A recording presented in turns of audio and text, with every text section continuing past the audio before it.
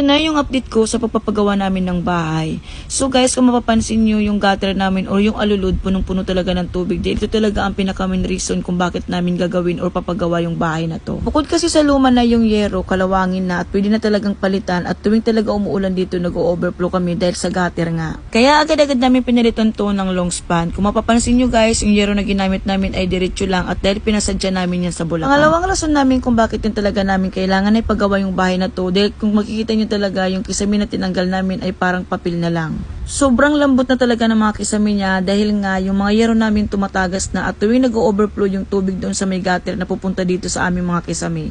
Kaya tingnan nyo yung nangyari sa kisame namin, parang papel na lang siya. At pangatlo naman sa higit na kailangan namin talaga ipagawa dahil nga marami na rin anay. Kung mapapansin nyo guys, itong aking mga kabinet na pinagawa last year ay tingnan nyo naman talaga ay kinain na lahat ng puro anay. Tapos kanila gumawa doon sa bubong, agad na isinunod dito yung kisame namin sa kwarto.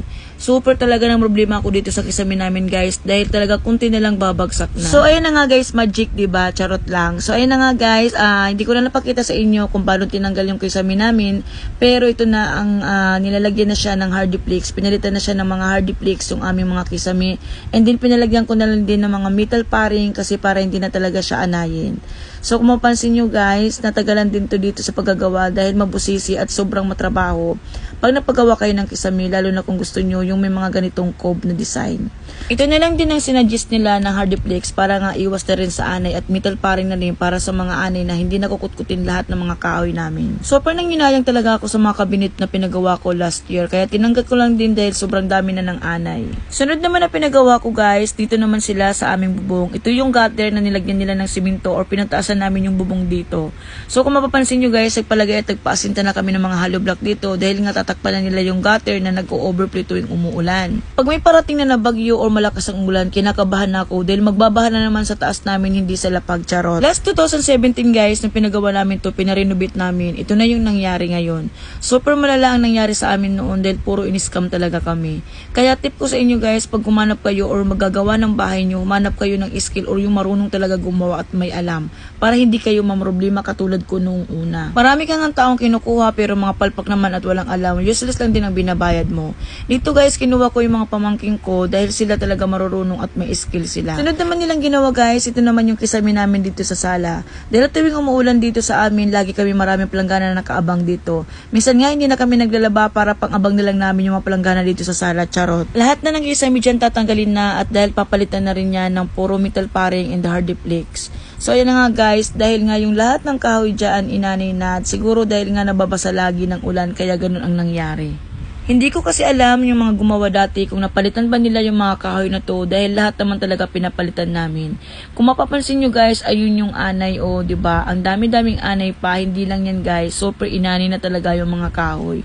Kaya sa totoo lang talaga, kailangan palagi natin i-check yung ating mga bahay dahil hindi natin alam na kinukutkot na pala yung mga pader natin ng mga anay. Sumunod naman namin ginawa guys ay nagpa-deliver na kami ng mga bakal or mga metal paring na gagamitin sa mga kisame at sa iba pa. Kailangan nyo rin maghanap guys sa mga hardware o mag-canvas kayo na mas mura pa or mababa yung presyo. Di kasi lahat ng hardware ay pro-parehas ang presyo nila. Merong mababa, merong mataas. At pagkatapos ngayon guys, natanggalan nila yung kisame, ayan, naglalagay na rin sila or nag-aasinta na rin sila dito ng mga bakal or mga metal paring na pagkakabitan ng hardiplex.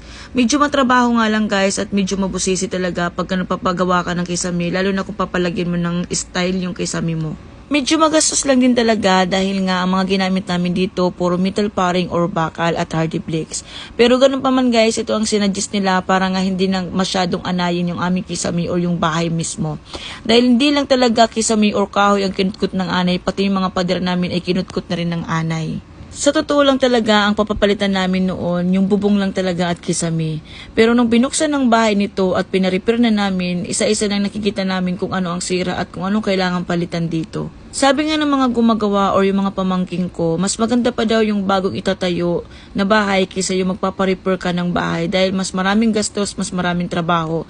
Kaya minsan marami nagpapagawa talaga na buo na yung papatibag nila yung bahay.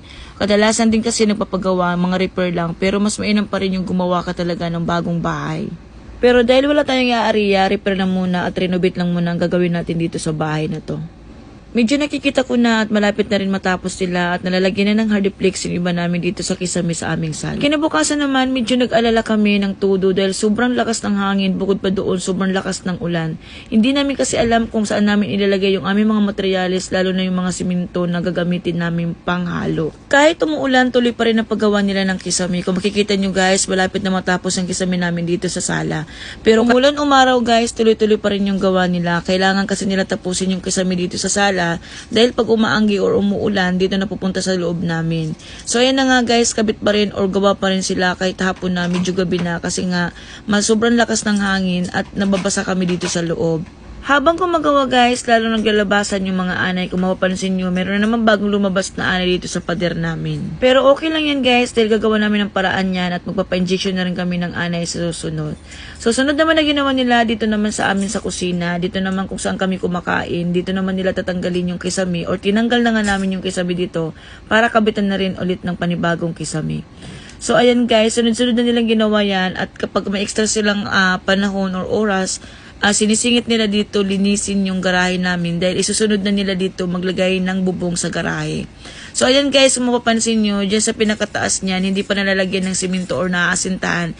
Yan ang sinasabi ko na kailangan na talagang lagyan or maglagay na ng kisame kasi umaanggi or umuulan pumapasok sa loob namin. Sa wakas guys, natanggal na rin nila yung mga basura or sukal na nandito sa aming labas dahil super kalat talaga lalo na pag umuulan. Sobrang maputik dito sa amin. So next naman nilang ginawa, pagkatanggal nila ng mga basura, nag-asintan din sila dito sa aming pader sa labas dahil gagawa na sila ng bubong ng garahe namin. Tinatawa na lang namin guys kahit hirap na sila magbarina ng simento dahil super tigas daw talaga. Ito kasi ilalagay yung abang ng mga bakal para kabitan ng bubong. Kaya hirap na hirap talaga sila ikabit or ibarina itong pader namin dahil super tibay talaga at super tigas daw ng simento. Kung makikita nyo nga guys, dalawa na sila nagsasalitan at hirap na hirap pa rin sila. Bukod kasi sa matigas ang pader, mabigat din yung bakal kaya tatlo na sila naghahawak dito. Kailangan kasing i-welding to para dumikit yung bakal dito sa may pader. At pagkatapos kanila ikabit itong bakal na to na pagkakabitan nitong mga hamba nito, kinabukasan ay ikinabit din nila agad yung mga C-purlin dito para pagkabitan na ng bubong. Hindi pa man natatapos guys, pero nakikita ko na talaga na parang maganda na yung kalalabasan nitong bubong na to dito sa may garahe namin. Dahil na rin talaga namin gusto magpalagay ng bubong dito sa garahe namin. Dahil ang problema nga namin dito tuwing mainit hindi kami nakakatambay dito sa labas. Bukod doon, pagka malakas ang ulan or mahangin, pumapasok yung ulan sa amin sa loob ng bahay. Kaso nga lang wala kaming alam or hindi namin alam kung saan kami pwedeng kumuha ng tao na pwede gumawa sa bubong na to. Buti na lang talaga yung mga pamangking ko marunong gumawa at mga skilled pala sila. Kung kailan naman nalagyan na ng bubong, saka kami nagka-problema sa pader. Kung makikita nyo guys, natibag or bumigay yung pader namin sa bakal dahil sa sobrang bigat siguro ng bubong na nilagay namin dahil puro bakal ang nilagay namin dito. Buti na lang talaga nung bumigay yung pader na to, nandito pa yung mga gumagawa sa bahay at hindi pa sila nakakauwi. Dahil nung araw na yan, Sabado yung guys, nung biglang bumigay yung aming bubong, pauwi na sila nung hapon. Kaya naman nakiusap ako na ayusin muna nila bago sila umuwi. So yan na nga guys, naglalagay na nga sila dyan ng mga malalaking tornilyo na kakabit dito sa poste namin sa labas. Kasi para nga lagyan na rin nila ng suporta, puro bakal na rin ang ilalagay nila. Sobrang natakot talaga ako guys dahil super lakas ng ulan nung biglang bumigay yung aming pader dito sa bubong na to. Pero okay na rin at hindi naman pala nila pagkakamali yun dahil nga ang kinapitan pala ng bakal na nilagay nila ay yung pader lang, hindi talaga kumapit dun sa bakal. Thankful pa rin ako guys dahil nagawan din ng paraan at ngayon ay maayos na. At dahil nga hindi sila natuloy umuwi nung araw na yun na bila bumigay yung pader, kinabukasan ay sinunod din nila dito na mag-asinta ng pader namin ng sarili na. Dahil kung tagapanood kita or followers kita, alam mo yung kwento ng bahay na to. So ayan guys, naglalagay na sila or nag-aasinta na sila ng panibagong pader dahil yung pader na ginagamit namin ay hindi amin. Pero dahil mabait yung kapitbahay namin, ipinagamit nila yung pader namin. So ngayon guys, gagawa na kami ng sarili namin pader. So ayan guys, ito muna yung part 3 hanggang dito muna guys. Abangan nyo ulit sa mga susunod ko pang update sa bahay na to. Kung nagustuhan mo yung aking mga video guys, huwag mo kalimutan mag-follow. Yun lang, bye.